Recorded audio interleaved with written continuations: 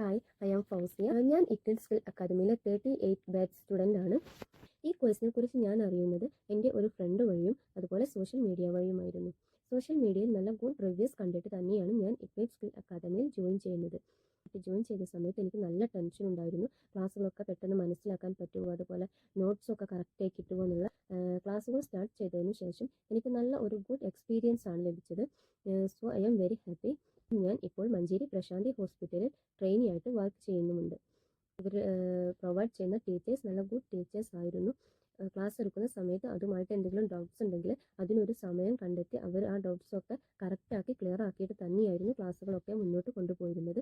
അതുപോലെ ഇഗ്നൈറ്റിലെ ഏറ്റവും നല്ലൊരു ഹെൽപ്ഫുൾ ആയിട്ടുള്ള കാര്യം, ലൈവ് ക്ലാസ്സസ് അറ്റൻഡ് ചെയ്യാൻ പറ്റിയിട്ടില്ല എന്ന് വെച്ചാൽ അതാത് ദിവസത്തെ ക്ലാസ്സുകൾ നമുക്ക് ആപ്പിൽ റെക്കോർഡ് ക്ലാസ്സുകളായിട്ട് അവൈലബിൾ ആയിരിക്കും. So I was 100% satisfied with everything.